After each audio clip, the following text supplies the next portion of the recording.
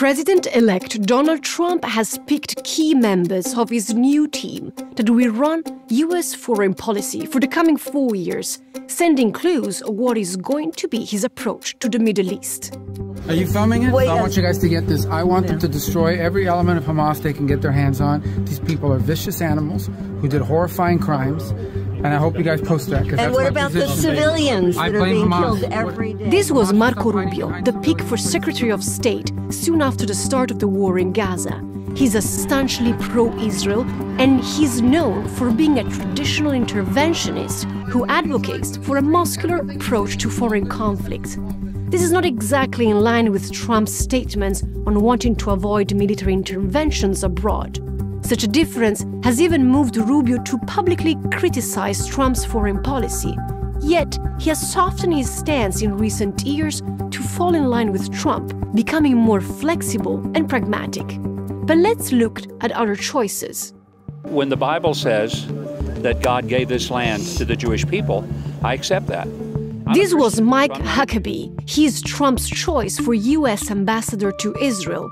The former governor of Arkansas is a Southern Baptist minister who has led religious tours to Israel. He's also known for saying there is not such a thing as a Palestinian.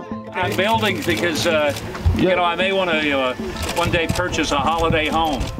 Then there is Steve Witkoff, an American Jewish real estate tycoon called to be the U.S. Middle East envoy. He's a prominent pro-Israeli voice in the U.S. and Trump's go-to person when it comes to the American Jewish community and playing golf.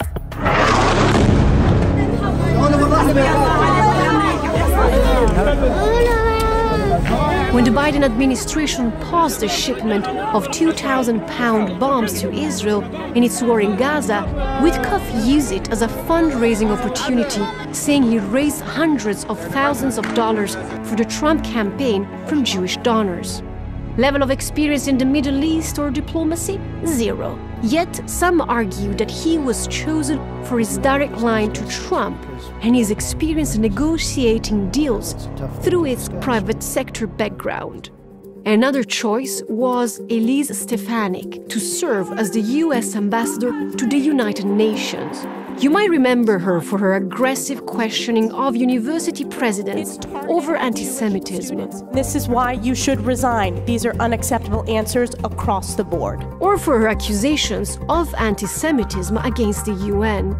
Amid all these picks, Israeli ultranationalists are celebrating. National Security Minister Itamar Ben-Gvir placed a heart between the Israeli and American flags in his tweet. And this is what Bezalel Smotrich had to say. שנת 2025 תהיה בעזרת השם שנת הריבונות ביהודה ושומרון. That is the Jewish biblical name favored by Israeli nationalists for the occupied West Bank. Let's also remember that in his first term, Trump recognized Israel's claim to sovereignty over the Golan Heights occupied by Israel in the 1967 war and moved the American embassy to Jerusalem. Not only that, settlement building in the occupied West Bank during his presidency more than doubled compared to President Barack Obama's second term. Under Trump, Israeli and 4 Arab countries normalized ties, scrapping a decade-old rule among Arab states that only progress toward Palestinian statehood would have allowed rapprochement with Israel. So what could happen this time around? Some experts say Trump's support could translate into the supreme goal of annexing the entire West Bank, a move that would crush any hope for Palestinian statehood. Yet some others note Trump's insistence during the campaign that he would bring peace to the region. They also note the isolationism of the Republican Party and, most of all, his notorious unpredictability. All things that leaves the debate open about what is going to be his foreign policy in the region.